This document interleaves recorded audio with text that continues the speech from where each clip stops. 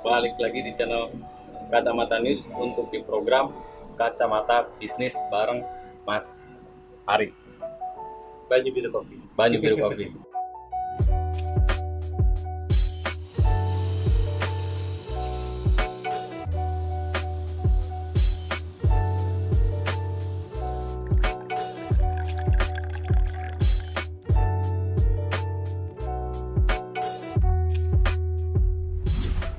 Banyu Biru Kopi. Kenapa Banyu Biru Kopi, Mas? Apa film? Banyu Biru Kopi itu sebenarnya nama daerah di Bali.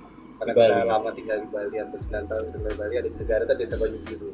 Satu itu, yang kedua kita lebih ke arah filosofinya. Filosofinya apa? Memang ada yang nanya, Kang, masuk kopi warnanya biru kan? Nah, kenapa nggak Banyu Ireng? Banyu Ireng kan ya. Jadi Banyu Biru itu kan kalau kita secara bahasa kan pada arti dari laut ya, air, air atau laut. Jadi pada saat Banyu Biru itu bila kita ingin melihat isinya, ya kita harus masuk ke dalam. Jadi misalnya gini, Kang Dewan nanya nih, Kang Ari, di laut itu isinya ada harta karun. Atau bilang, Kang Ari, di situ jangan masuk ke situ, ada sampah. Tapi kita tidak hanya mendengarkan saja, akhirnya kita kan penasaran. Itu isinya sampah apa harta karun? Nah, minimal kita harus nyemplung di situ. Kalaupun wah ternyata Dewan bener isinya harta karun, alhamdulillah itu rezeki. Tapi andai kata kita udah nyemplung ternyata isinya sampah, minimal matinya nggak penasaran. Oh, jadi kita harus benar-benar nyemplung gitu ya, untuk kesadaran kita harus masuk dulu. Jadi, nah sama dengan di laut juga, kalau kita mau terus mengambang dan selamat, ya kita harus bergerak. Kalau kita diem, kita akan tenggelam. Itu filosofinya ya. Filosofinya lebih ke sana. Siap. Jadi pergerakan Banyu Biru itu sejak kapan berarti nih? Kalau kita ngomong sejarahnya sudah di tahun 2013. Dari Bali. Di Bali. Di Bali. Namanya sudah Banyu Biru. Sudah Banyu Biru. Tapi dulu Banyu Biru Furniture. Tapi nggak apa-apa. Bisnis apapun filosofinya tetap itu ya. Tetap itu harus survive terus jalan.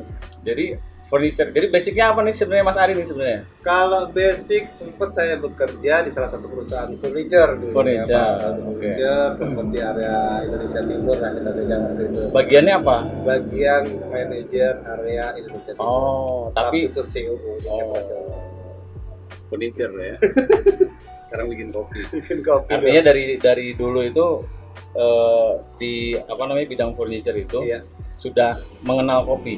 Sudah, jadi sambil waktu itu masih sebagai penyuka.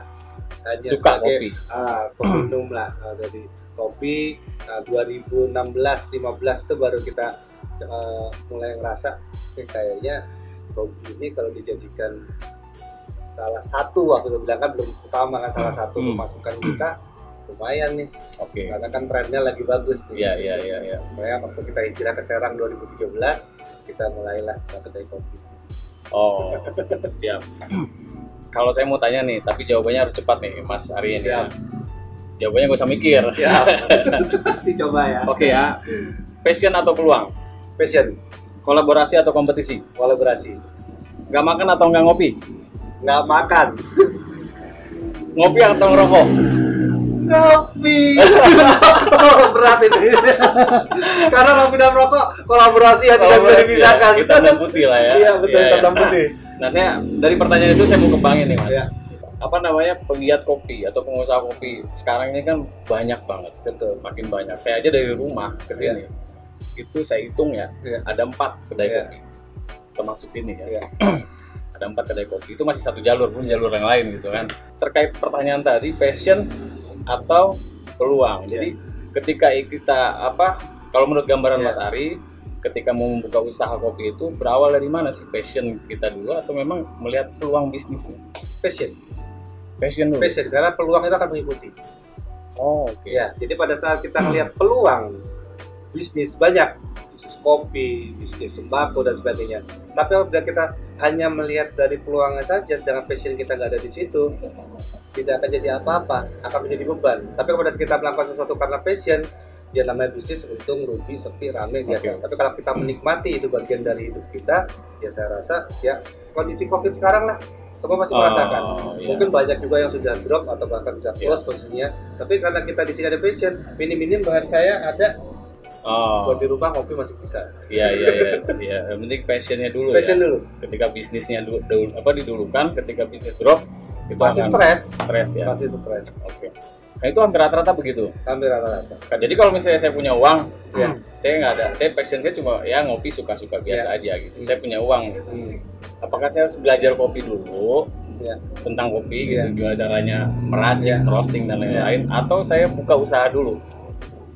Saya tinggal nyari, saya nyari Mas Ari lah, Mas Ari bantuin dong gitu.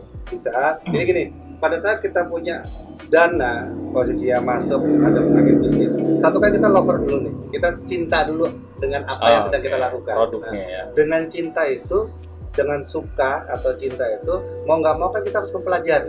Oh ya. Mau harus mempelajari. Karena gini, kita deketin cewek nih, suka. Ya. Kita harus tahu dulu dong anaknya siapa, kesenangannya apa nih. Iya. Baru kita masuk ke dunia cewek tersebut. Sama dengan bisnis.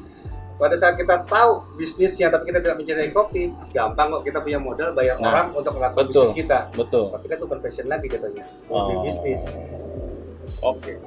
Jadi buat pengusaha yang mau belajar, artinya passionnya dulu dikuatkan ya. Dikuatkan dulu. Oke. Kaitan sama pertanyaan kedua tadi Mas Ari, kolaborasi atau kompetisi. Artinya saya mau coba kembangkan pertanyaannya. Setiap penggiat kopi itu kan kalau sesama penikmat kopi kan kita sering bahasanya sini bro ngopi bro gitu kan. Sesama pengusaha kopi apakah menjalin hubungan apakah jadi kolaborasi, misalnya kopi gua habis nih dari lu ada nggak gitu kan, atau misalnya oh enggak lah dia kompetitor gue gitu. Tergantung passion kita juga. Pada saat saya menganggap Pangdewan ini sebagai musuh saya, ya kita akan berperang. Tapi pada saat kita ngomong kolaborasi, tadi ungkapan tadi, kopi Toraja 2 lagi habis nih. Ya. Dewan ada nggak? Masalah harga bisa kita deal kan? Kita jual berapa? Yang penting apa? Berputar antara saya sama Kang Dewan bisa sama-sama jalan. Karena apa? Sudah pasti kita punya komunitas dan customer yang berbeda. Kita punya segmen yang berbeda di situ. Kalau di Baju Biru juga saya tidak pernah mencari pasar. Saya tidak pernah dalam tanda kutip mengganggu pasar yang sudah ada. Justru kita coba menciptakan pasarnya. Karena apa? Dengan kita menciptakan pasar itu kita punya loyal customer di sana yang harus ngopi di Baju Biru. Tapi pada saat kita ngomong pricing, Baju Biru mahal. Karena kita punya di sini fasilitas, ada musik dan lain sebagainya. Servis. Nah, disinilah kita ngomong kolaborasi. Beberapa teman-teman yang baru buka bisnis yang kebetulan ngadop dengan sistem Baju Biru, banyak. Contoh, kita punya bandar kopi di Seranggawe. Di situ. Ada Lambada Kopi di Benggala, ada di Keramat namanya Hati Bening.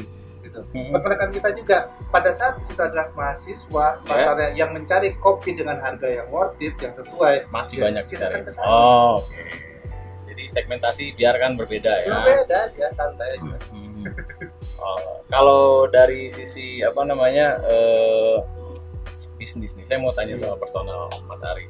Mas Ari itu selama menjalani bisnis dari mulai kerja sampai ke sekarang di kehidupannya lah. Bottom point drop-nya itu pernah ngalamin di titik mana? 2015 ketika usaha sebelum saya usaha kopi. Sebelum usaha kopi. Iya. Itu saya pernah berhutang hampir 250 juta. 250. Wow. 2,5.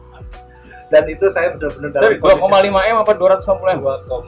2,5 M. Itu dengan kondisi saya betul-betul ya namanya bisnis tadi. Kita ditipu, ada kondisi pasar dan lain sebagainya. Dan itu membuat banyak beberapa aset saya harus keluar di sana. Jalan sendiri atau jalan sendiri.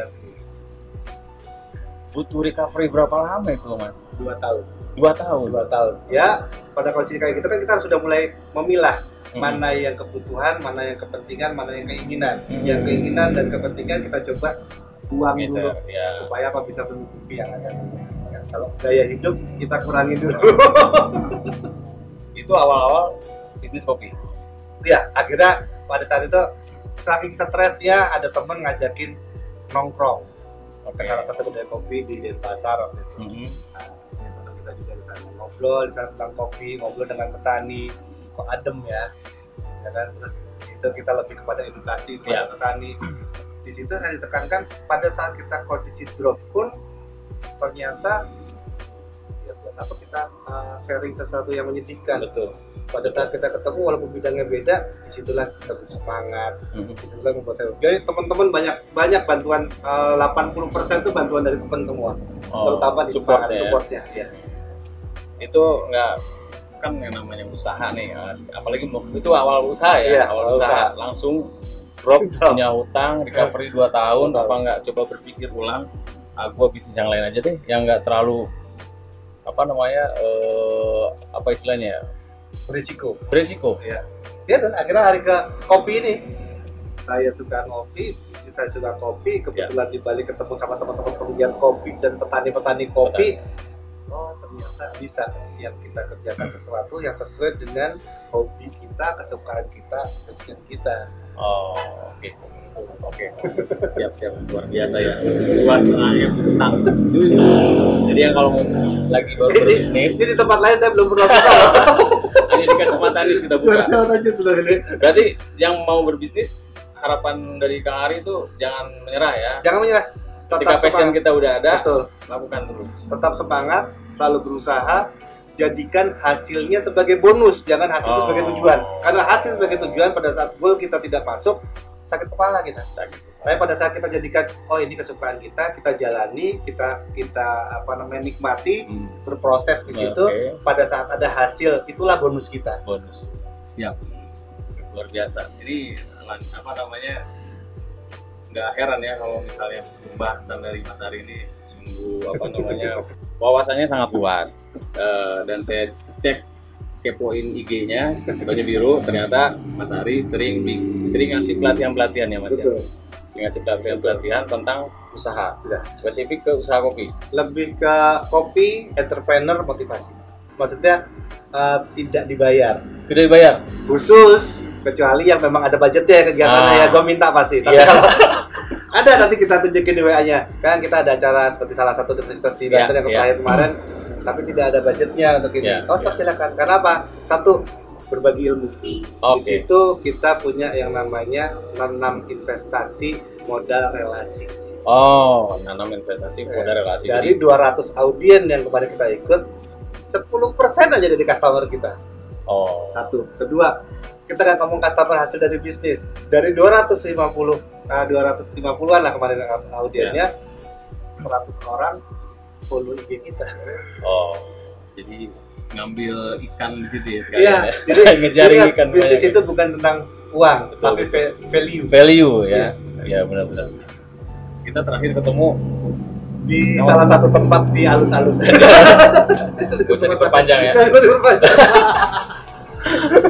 Terakhir kita ketemu di sana, kebetulan kita lagi garap kopi Banten ya, khususnya di daerah Cinangka ya. Nah itu perkembangan gimana sampai sekarang Mas Ari?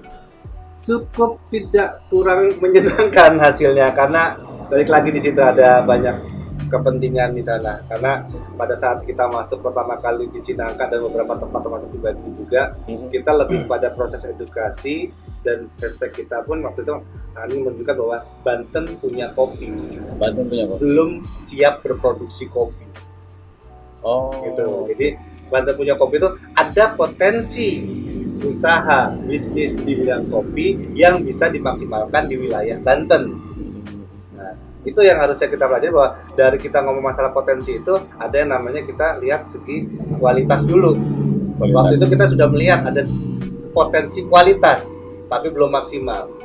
Itu belum tergarap, kita harus ngomong masalah kuantitasnya bagaimana jumlahnya kalau kita ngomong produksi dan bisnis. Baru kita ngomong lagi, buat apa kualitas ada, jumlahnya bagus tapi tidak kontinu. Nah, proses itu sebenarnya butuh sekitar 2-3 tahun ke depan. Jangan dulu dieksekusi bahwa Banten punya kopi yang siap diindustrisasikan. Jangan, belum. Dan itu kan banyak kepentingan di sana. Di situ ada kepentingan di hulu, di situ ada petani, penggiat dan sebagainya. Di situ ada di tengah, harusnya pemerintah ini posisinya di tengah. Di hilir ya kami ini posisinya sebagai penjual, penikmat ya kan, dan penggiat yang di dunia. Nah, posisi pemerintah seharusnya ada di tengah-tengah, jangan masuk di area bisnisnya. Itu dia mengatur satu edukasi yang lebih kepada petani. Petani, ya. Bantuan-bantuan anggaran ataupun bantuan yang diberikan kepada bagaimana memaksimalkan kualitas dan kuantitas dari petani tersebut. Nah, terus menjaga hasil. Satu misalnya ada BUMD atau KUD lah di saya ya, yang memberikan kepastian. Satu, bantuan modal kegiatan petani. Karena apa? Kopi ini kan umurnya 1 sampai 2 tahun baru bisa panen. Ya. Nah, kalau petani kita fokuskan harus dalam menghasilkan hanya kopi saja, tidak ada hortikultura yang lainnya, ya macam apa dalam prosesnya tersebut, ekonomi tersebut. Dari pemerintah harusnya memberikan, ini ada bantuan untuk sekian, apa hortikultura lain yang bisa digarap untuk keberlangsungan pada saat menunggu proses panen kopi tersebut. Satu itu. Kedua, bisa juga dengan KUD memberikan kepastian pengambilan produk dari petaninya. Jangan sampai ada ekspektasi misalnya 10 ton hasil panen 2020. Petani udah semangat nih. Pada saat panen, siapa yang mau beli?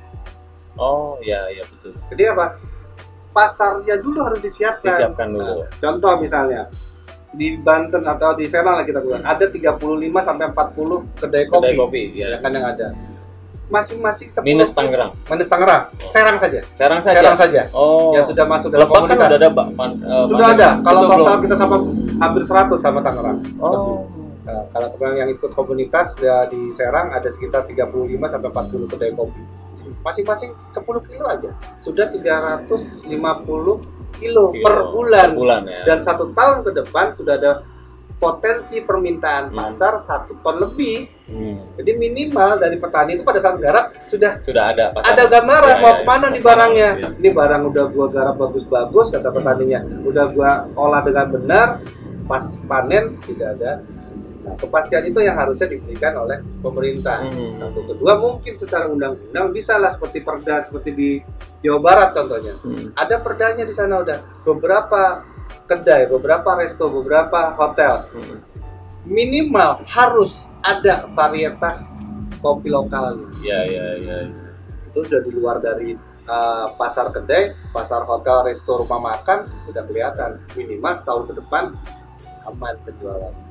Kalau gambarannya itu misalnya kita ngambil dari petani lokal nih, diproduksi dan disebarkan itu dengan satu brand yang sama atau bebas. Kita tidak usah bersaing di petani. Intinya kopi itu digunakan untuk semua silah. Semua sektor bisnis. Tadi mungkin Kang Dewan udah ngelihat proses roasting kita ya. Masing-masing roastery punya karakter yang berbeda. Saya suka yang medium, ada yang suka yang dark roast. Branding juga terserah. Saya jual karena saya jual di Baju Biru, tentunya kopi Baju Biru yang diambil dari Desa Cinangka. Mungkin ada teman-teman si A, si B, kopi A yang diambil dari Cinangka. Ya, karakter kopi penjualannya ya kita bersaing di roastery sama si baristanya. Jangan bersaing di petaninya. Jadi satu kualitas di petani. Nah, pada saat kita Pak Kang Dewan sebagai penggiat kopi juga, pemilik usaha kedai juga. Yuk, lo sukanya karakter yang seperti apa di petaninya? Satu, harus petik merah. Kedua, kematangannya bagaimana? Ketiga, kadar air seperti apa di green bean-nya? 12%. Kita sepakat. Kita datang ke petaninya. Bisa nggak sekian? Tapi sebelumnya udah diedukasi belum petani itu? Sudah ya? Sudah. Kang Ari turun. Kita bahkan kemarin kita turunkan petani dari Bali, dari Sulawesi. Kita datangkan ke sini untuk edukasi tentang APBD. Non APBD. Ya. APBD sih. Anggaran belanja bukan daerah. Iya. Terus gimana? Karena jadi pada saat sudah satu suara petani kan tidak mau tahu nanti hasilnya. Seperti yang petani pengen tahu adalah saya bikin kopi, menggarap kopi di kebun, hasilnya bagus, yang beli siapa? Sudah titik sampai di sana aja, sampai posisi seperti yang green bean aja. Setelah ini, ayolah kita bersaing. Jangan rebutan petani. Oke, soal rasa atau tes sebuah kopi. Apa kekuatan rasa kopi itu adanya dari sejak apakah di petani, pengolahan petaninya atau roastingnya atau pas di seduhannya ya. Jadi kalau menurut kami 60% penciptaan karakter rasa itu di petani. Dari petani dulu. Berarti harus benar-benar teredukasi. Harus teredukasi. Dari petani. Setelah dari petani 30%-nya ada di roaster. Dia yang memunculkan karakter yang diciptakan oleh petani. Eksekusinya ada di barista 10%. Memang kecil barista cuma 10%, tetapi 10% bisa merusak proses 30 dan 60% apabila tidak ditangani dengan baik. Barista pun belum tentu bisa ngeroster. Belum Tentu. Belum Tapi tentu. yang roster udah pasti bisa di barista. Belum juga. Masing-masing punya beda sendiri. Jadi Iya. dari petani, dari roastery, dari barista, masing-masing punya kemampuan, tetapi punya satu kata kunci yang sama, kopi yang berkualitas, menyajikan kopi yang benar. Baik lagi ke kolaborasi tadi Mas Ari. Ada nggak misalnya dari kawan-kawan yang mau buka usaha kopi, sharing kan Mas Ari suka di publik ya, juga bikin seminar segala macam. Ada nggak beberapa teman-teman atau yang mau buka usaha kopi minta arahan dari Mas Ari dan Mas Ari? Ada. Ada Yang tadi saya sebut, yang utama yang baru buka kemarin, Bandar Kopi namanya, di Ciceri. Bandar Kopi. Ya, itu 4 bulan dia training di sini. bayar. Free. Wow. Free. Saya juga bisa dong. Bisa. Sangat bisa. Tapi harus ada passion dulu. Iya, passionnya. Tapi kalau cuma buat sekedar menikmati kopi di rumah, bisa. Bisa ya. Bisa. Jadi gampang bisa jadi barista. Passion lagi. Oh. Sama kayak kita kursus matematika lah. Iya. Ada yang cepat, ada yang lambat. Oh iya benar. Kalau cuma urusan kopi, kasih air, diaduk mungkin gampang. Tapi menampilkan karakter rasa dari kopi kan beda-beda. Nggak takut jadi kompetitor, Pasarnya pasarnya terganggu dan lain-lain. kan tadi udah dijelaskan di awal, kita ada pembagian segmentasi di sana. Dan itu udah dipatok. Misalnya lu jangan masuk segmen ini ya. Oh enggak. Bebas aja. Pilihan dari customer. Oh. Rezeki mah udah ada yang ngatur, bro. Iya. Dan customer pada saat mereka ingin ngopi sambil baca buku, ada rekan-rekan yang punya kafe yang hanya mengkhususkan pembacaan buku. Ya. Ya kan? Kalau pengen ngopi sambil diskusi, ada beberapa kedai yang memang di situ banyak sering forum-forum diskusi. Pada saat di sini kita masukkan kopi dan musik. Oh. Ya kan? Ada yang pengen dengerin musik sambil Nyantai, ngopi sambil ya. nyantai. Karena apa? Menurut kami dunia tanpa musik sepi. Betul. Dunia tanpa kopi membosankan. Seperti tadi pilihan antara rokok dan kopi agak Iya, bingung. agak bingung. Bagi yang rokok ya. Bagi yang ngerokok. Kalau yang nggak ngerokok, doyan ngopi sih doyan-doyan aja. Aman, Bagi bisa. perokok agak bingung jawabannya. Oke Mas, kita sekarang juga masih kondisi COVID ya. Bulan-bulan kemarin itu kondisinya semua sektor Wah, drop, terganggu lah. terganggu. Nah, eksistensi dari Banyu Biru itu seperti apa? Eksistensinya bisa dicek di Instagramnya Banyu Biru. Selalu update Tapi Instagram selalu cuy. update. Apa? Untuk memberikan minimal kabar Ya. siapa customer kita. Adminnya Kita masih siapa? ada. Saya sendiri. Ini orang emang gila ya. Motivasinya gila. Ya, saya sendiri. Karena apa? Ya kalau mau ngomong drop, kita banyak lah, sama-sama lah bareng lah. Ya. Tapi pada saat kita balik lagi ke passion tadi, ya inilah saat ini saya PSK, petugas hidup kopi 100%. Ya kan? Saya tidak punya bisnis lain, saya tidak punya pekerjaan lain. Ada orang yang sudah bekerja berbisnis, Ya, kan? ya. Ada yang memegang bisnis lain, kopi ini sebagai sampingan, mungkin Betul. kan. Tapi karena kebetulan ini adalah dalam tanda kutip saat ini hidup saya, ya mau nggak mau saya harus bergerak terus dong dengan Iya, filosofi iya, Banyu iya. Biru tadi. Iya, iya. Karena kalau saya berhenti, selesai. Toh customer saya juga masih ada kok, walaupun sudah mulai berkurang. Pak pengen ngopi, kirim ke rumah, kirim order. Banyu Biru sudah berapa kali pindah posisi? Oi, please. Di Serang 1, 2, Bukan dari Bali dulu. Oh ya, di Bali. Bali. Di Bali dulu, lalu masuk Serang 2017. Oke. Di salah satu wilayah di Puri. Oke, satu. Waktu itu sistemnya masih kerjasama sih ya. Oh. Terus kita pindah ke Ciceri. Ciceri. Benar Ciceri. Saya pernah ke situ ya. Yang kedua di dekat rumah sakit. Sakit. Alun-alun. Ya. Terus pada saat rumah sakit karena lah balik lagi masalah eksistensi tadi. Waktu itu kita modal sudah mulai menipis, tempat juga belum dapat. Akhirnya kita pindah angkringan di Islamic Center. Islamic Center. Ya. 3 bulan. 3 bulan. Karena apa? Satu, eksistensi. Kedua, karyawan kita masih ada semuanya. Semuanya nggak ada yang di Tidak ada langsung ikut semuanya. masih dirangkul ya. Langsung semuanya. Siap.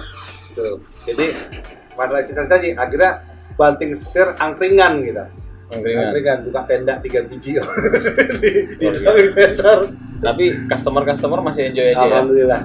Karena balik lagi passionnya kita satu, kedua kopi yang kita sajikan standarnya tidak berubah. Ada servis yang berbeda nggak dengan kedai yang lain, Mas Ari? Misalnya pelayanan dan lain-lain. Mungkin kalau dari servis sekarang sudah banyak ya. Mungkin salah satunya saya serving on the table. Jadi semua kegiatan manual brew seperti V60, sifon dan lain sebagainya selalu kita sajikan di meja customer. Supaya apa? Kita di sini menyajikan banyak varian kopi, beberapa original Indonesia. Pada saat ada pesan, Kang Dewan pesan, saya mau ijen Banyuwangi. Pada saat kita tampil di bar, kan nggak tahu ya kita suguhin beneran apa enggak. Ya, tapi kalau pada saat kita sajikan minimal ada kepuasan dari oh ijen Banyuwangi itu bijinya seperti ini. Oh aromanya seperti ini. Sebelum di-brewing. Yang kedua kita ada yang namanya personal approach sama customer. Personal approach. Jadi ya karena salah satu kondisi tadi bahwa Banyu Biru belum punya rumah sendiri. Jadi saya harus ini marketing sebenarnya menekankan pada customer bahwa Banyu Biru itu Ari. Banyu Biru itu Tante Dewi istri saya. Jadi pada saat mau ke Banyu Biru ya berarti mencari Om Ari atau Tante Dewi. Jadi pada saat mau pindah kemanapun bukan kemari di situ. Melekat akhirnya ya Banyu Biru. Alhamdulillah. Siap. Ini waktu nggak banyak nih Mas Ari. Siap. Kiatnya seperti apa nih untuk pengusaha-pengusaha muda yang mau mencoba untuk berbisnis, apapun itu bisnisnya, apalagi terkait kopi. Sarannya seperti apa? Tadi kan udah dijawab passion dulu di awal. Next, modal, relationship, kemampuan, networking, baru kita ngomong. Sebenarnya modal bukan yang pertama, modal kita belakang. Paling akhir. Karena apa? Kalau kita ngomong bisnis, kita kadang-kadang nggak punya modal. Ya kan? Kalau saya bilang bisnis itu bukan kalau nggak punya modal baru berbisnis, bukan bisnis namanya. Mengembangkan bisnis. Tapi kalau kita dari modal yang terbatas atau tidak punya modal, bisnis itu harusnya mendatangkan value. Mendatangkan hasil. Nah, kalau kita hasilnya dari nyari-nyari dulu baru kita kembangkan, ya tapi balik lagi namanya mengembangkan bisnis. Tapi kalau kita memulai bisnis dengan yang kita punya, passion kita punya, relationship kita ada, networking kita jalan, ya kan? Terus kita punya mau belajar gitu. Modal saya rasa nomor 6, nomor 7. Baru kita ngomong masalah motivasinya nih. Karena kan beberapa kali Banyu Biru pindah tempat, ya dengan suasana yang satu, dengan sistem model seperti ini sekarang di model kebun. Ya bergerak terus karena apa? Passion kita jalan, bukan tempat yang jadi pengaruh. Passion kita yang jalan, dan tempat, modal dan lain sebagainya akan mengikuti. Sesuai passion, tetap balik lagi ke passion kita. Jadi kita lebih banyak berimajinasi nanti. Pikir jorok. Gak apa-apa. Berarti kita masih manusia. Masih hidup.